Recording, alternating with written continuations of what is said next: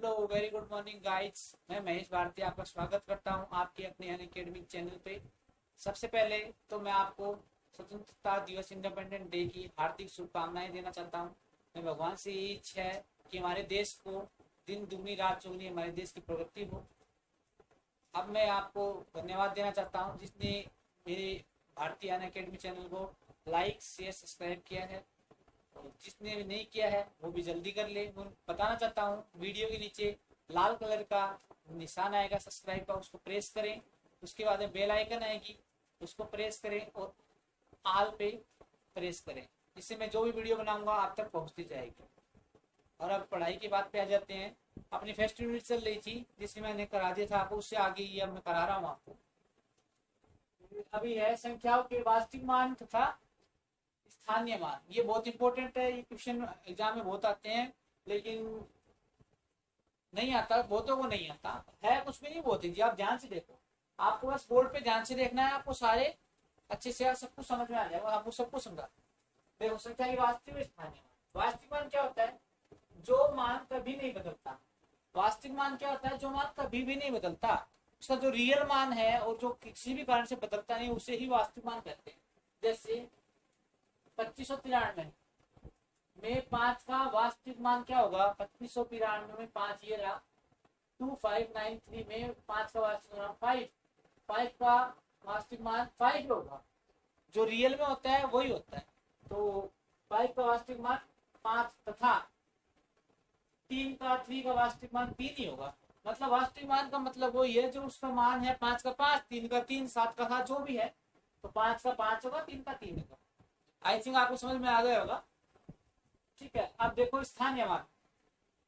स्थान विशेष के कारण बदलता है जो मान, वह मान जो स्थान विशेष के कारण बदल जाए उसे स्थानीय मान कहते हैं। स्थान के कारण, प्लेस के कारण। जैसे देखो वही संख्या मैंने दोबारा लिख दी 2593 और वही क्वेश्चन रख दिया 5 का और 3 का हमको बताना है। तो देखो 5 का स्थानीय मान क्या होगा? 5 के आगे जितनी डिजिट है उतने जीरो लगा दो। 5 का आगे 2 डिजिट है, 2 जीरो लग जाएंगे। मतलब 5 का स्थानीय मान 500 होगा। 2 जीरो है तो जीरो लग गया। अब 3 का स्थानीय मान, मैंने वही क्वेश्चन वैसे का वैसा कर दिया समझ में आने के लिए। 3 का स्थानीय मान 3 ही होगा क्योंकि इसके आगे कोई डिजिट नहीं है, तो 3 ही होगा। 5 का स्थानीय मान 500, तो 3 का स्थानीय मान 3 होगा। ठीक है, आई थिंक आपको समझ में आ गया होगा। एक बार दोबारा रिपीट कर देता हूँ। वास्तविक मान 5 का 5 ही होगा, 3 का 3 ही होगा, 9 का 9 ही होगा। जो भी संख्या उसका वही वास्तविक मान होता है। ठीक है, और स्थानीय मान क्या होता है? स्थान विशेष के कारण बदलते हैं। जितने उसके आगे संख्या उतनी जीरो लगा दो। अगर संख्या नहीं है तो वही संख्या उसका स्थानीय मान हो जाएगा। फिर आपके लिए क्वेश्चन रखा है 5917 में 9 के स्थानीय मान तथा वास्तविक मान में अंतर बताओ। स्थानीय मान वास्तविक मान में अंतर आपको बताना, डिफरेंस बताना है। 5000, आप इसके आंसर बताइए। 1917, 5917, 5917 में 9 के स्थानीय मान तथा वास्तविक मान में अंतर, डिफरेंस बताइए। आप बताइए, फिर मैं वीडियो पॉज करके आप क्वेश्चन कर सकते हैं, फिर मैं आंसर बताऊंगा। आप जल्दी कीजिए, ज्यादा मतलब इसमें टाइम का काम है नहीं। चलो कर लिया होगा, मैं बताता हूँ। देखो आंसर फर्स्ट। 9 के स्थानीय मान तथा वास्तविक मान। वास्तविक मान में क्या आता? वास्तविक मान स्थानीय मान। पहले स्थानीय मान देखो। स्थानीय मान हमेशा बड़ा होगा या इक्वल होगा, छोटा नहीं होगा। देखो 9 9 स्थानीय मान। चलो 9 का स्थानीय मान, चलो ऐसे कर लेते हैं। स्थानीय मान, स्थानीय मान माइनस वास्तविक मान।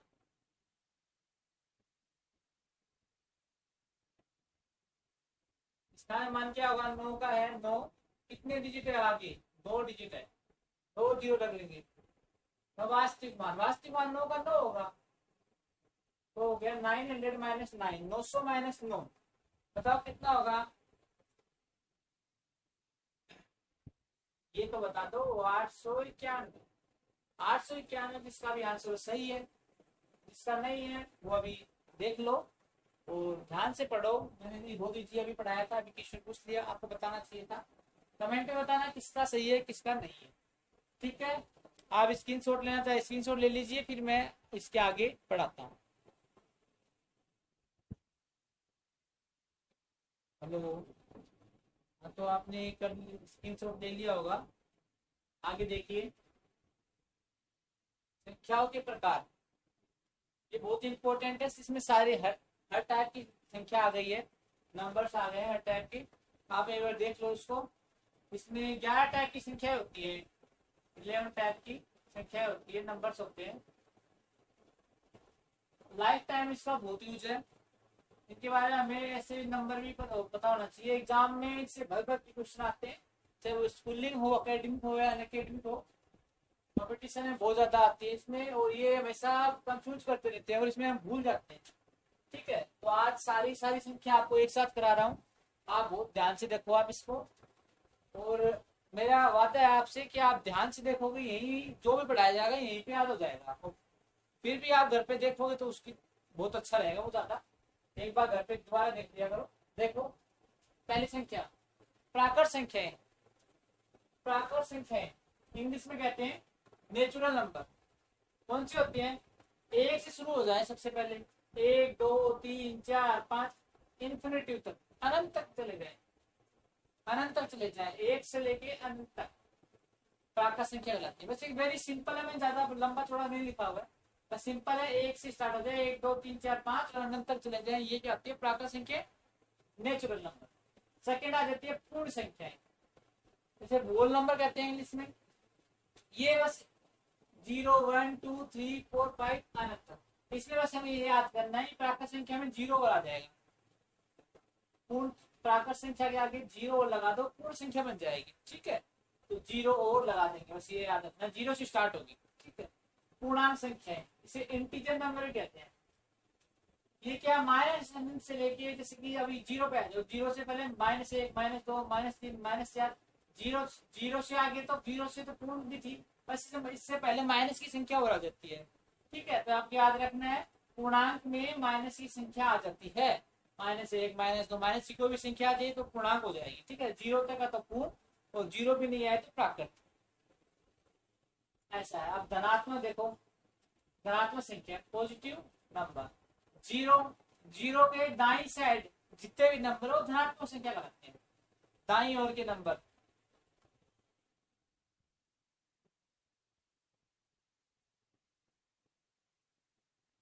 जीरो के दाई ओर के, दाई ओर के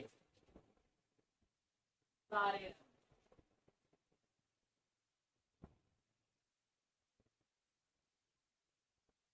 ठीक है, जीरो के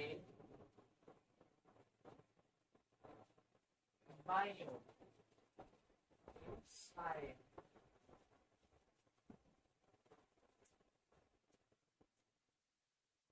ठीक है, तो अब क्या क्या काम है कि बाई ओर के सारे क्या होते हैं?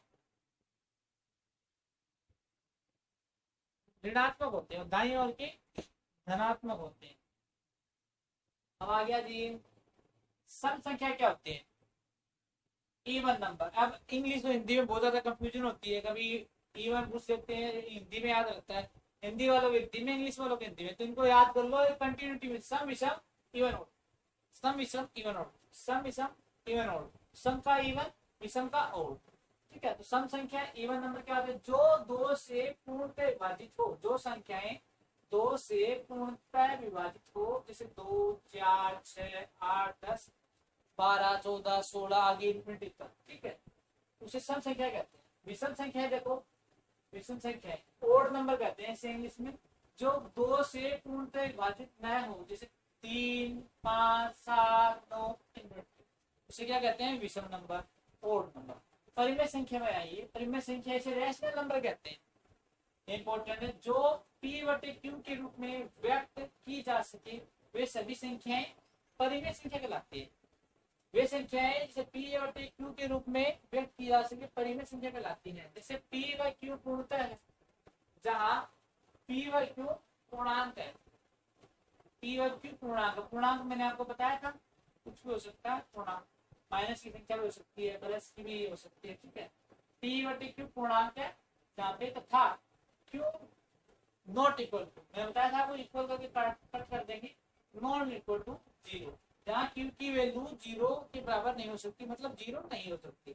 जैसे -7, 7/5, -1/3 आदि, इसमें माइनस और प्लस सब आ जाते हैं, बस बट्टे के रूप में लिख सकते हैं। जैसे बोल दो आप 7 है, इसे P/Q के रूप में कैसे लिख सकते हैं, इसकी किसी के भी नीचे ये लगा सकते हैं, लिख तो सकते हैं, को मना थोड़ी ना कर सकते अपने को, 7 को 7/1 भी लिख सकते हैं, तो इससे ये भी है परिमेय संख्या। अपरिमेय संख्या में आइए, अपरिमेय संख्या इरेशनल नंबर, जो संख्याएं P/Q के रूप में व्यक्त न की जा सके, अपरिमेय संख्या कहलाती है।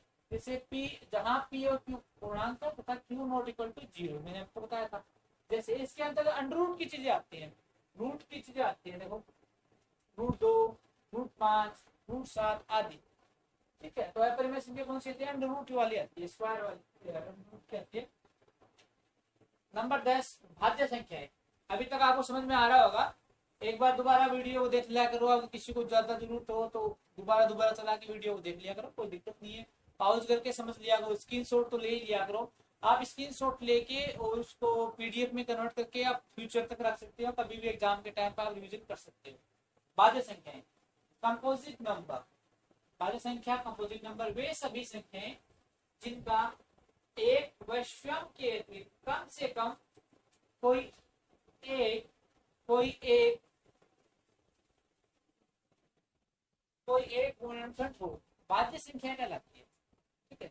वे सभी संख्याएं जिनका एक व स्वयं के अतिरिक्त कम से कम कोई एक गुणनखंड हो, भाज्य संख्या कहलाती है। जैसे 4, 4 का भाज्य गुणनखंड क्या होगा, 2 भी हो गया, एक तो 4 खुद है, 4 के पहाड़े में 4 आएगा, टेबल 4 की टेबल में 4 आएगा, एक की टेबल में आएगा, ठीक है। और इसके अलावा 2 की में भी आ रहा है, तो एक स्वयं के अतिरिक्त किसी अलग में आया तो ये भाज्य संख्या कहलाती है, ठीक है। 9 में आ रहा है, 1 में आ रहा है, लेकिन 3 में भी तो आ रहा है, इसलिए 9 भाज्य संख्या। 15, 25, 30 आदि ऐसे चलते रहेंगे, ठीक है। ये देखो भाज्य संख्या है, इसे प्राइम नंबर कहते हैं। वे सभी संख्याएं जिनका एक व स्वयं के अतिरिक्त कोई गुणनखंड न हो, अभाज्य संख्या कहलाती है। जैसे 2 सिर्फ खुद में 2 में आता है और 1 की टेबल में आता है, इसके अलावा कहीं पे भी नहीं आता है, ठीक है। तो ये इंपॉर्टेंट है, थोड़ा ध्यान से देखना। 2 है ना, ये अभाज्य संख्या है। 3 किसी टेबल में नहीं आता, खुद में और 1 में छोड़ के। 5, 7, 11, 13, 17, 19, 20 ऐसे आगे बढ़ते रहेंगे, और ये संख्या है। तो मैंने आपको बहुत आराम से धीरे धीरे समझाया है, आपको समझ में आया। पहले तो आप स्क्रीनशॉट लीजिए, स्क्रीनशॉट लेके अपने पास रखो, ऐसे नहीं रख सकते तो पीडीएफ में कर लो तो और अच्छी बात है, इन फ्यूचर आपको काम आएगी। आपने ले ली होगी स्क्रीनशॉट, पॉज करके ले लिया करो। तो अभी क्या कर रहा था, हाँ आपको ये मैंने करवा दिया। अब मैं इनमें से एक क्वेश्चन कर रहा हूँ आपको, चलो मैं बोर्ड पे लिख देता हूँ। चलो मैं आपको थोड़ा बता ही देता हूँ, पहले आपके लिए थोड़ा हो सकता है टफ रही। देखो विषम संख्याएं देखिए, 3, 5, 7, 9, ठीक है। अब आ जाइए यहाँ पे अभाज्य संख्या में, 3, 5, 7, 9, मतलब हम कह सकते हैं कि सारी विषम संख्याएं अभाज्य संख्याएं होती है, सारी विषम संख्याएं अभाज्य संख्या होती है, लेकिन इसमें 2 एक्स्ट्रा आ रहा है, लेकिन सारी अभाज्य संख्याएं विषम संख्या नहीं हो सकती, ठीक है। तो मेरा क्वेश्चन ये है, ये बताइए एकमात्र ऐसी संख्या, पहले आप देखो कि अभाज्य संख्या में आपको कोई भी सम संख्या नहीं मिलेगी, जो भी अभाज्य संख्या है उसमें आपको कोई भी विषम, जो अभाज्य संख्या है, अभाज्य संख्या उनमें कोई सम संख्या नहीं मिलती, देखो सब अभाज्य है, विषम संख्या है। तो क्वेश्चन मेरा यही है, एकमात्र ऐसी संख्या, सम संख्या, एकमात्र ऐसी सम संख्या बताइए जो अभाज्य संख्या है, जो सम होके भी अभाज्य संख्या है। एकमात्र ऐसी संख्या है जो सम भी है और अभाज्य भी है। इसका आंसर आपको कमेंट बॉक्स में बताना है, जल्दी बताइए, कौन बता सकता है, फिर मैं बताता हूँ, फिर आप मैच करना सही है क्या। एकमात्र सम संख्या जो अभाज्य संख्या है, बाकी देखो सारी की सारी विषम है। एकमात्र ऐसी संख्या बताओ जो सम होके भी अभाज्य संख्या है। आप देखो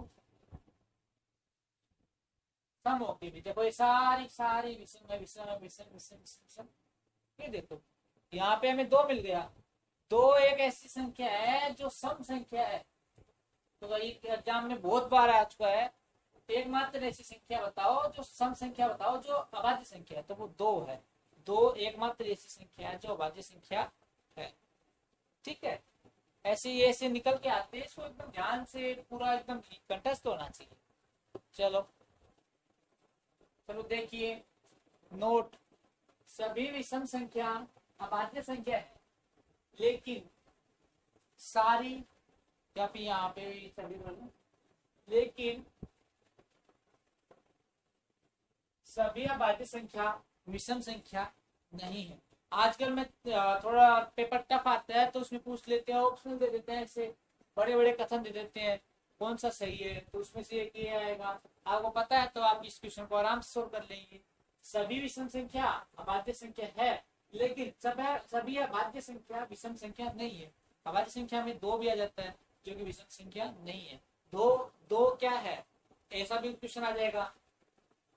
भाज्य संख्या अभाज्य संख्या, तो आपको अगर जल्दी में रहोगे, पढ़ा हुआ नहीं, तो आप उसे गलत कर सकते हैं। इसे याद रखो, दो एक अभाज्य संख्या है। ठीक है, अभी आओ क्वेश्चन ये जो मैंने अभी पूछा था आपको, एकमात्र ऐसी संख्या बताओ जो सम होकर भी अभाज्य संख्या है, जो सम होकर भी अभाज्य संख्या है। ठीक है, तो इसका आंसर क्या आ जाएगा, दो। ये सम संख्या भी है और अभाज्य संख्या भी है। चलो आज की ज्यादा वीडियो बड़ा हो जाता है तो प्रॉब्लम आती है, देखने वालों को भी प्रॉब्लम आती है। तो अब आज के लिए इतना सही है। जिसने सब्सक्राइब कर दिया है वो सब्सक्राइब के पास बेल आइकन है, उसे प्रेस करके ऑल वाला बटन दबा दे, जिससे मैं जितने भी वीडियो करूँगा वो आपके पास नोटिफिकेशन आता रहेगा। जिसने नहीं किया है वो लाइक से सब्सक्राइब कीजिए। और आज के लिए इतना ही है, अब कल मिलते हैं। ओके, जय हिंद, वंदे मातरम।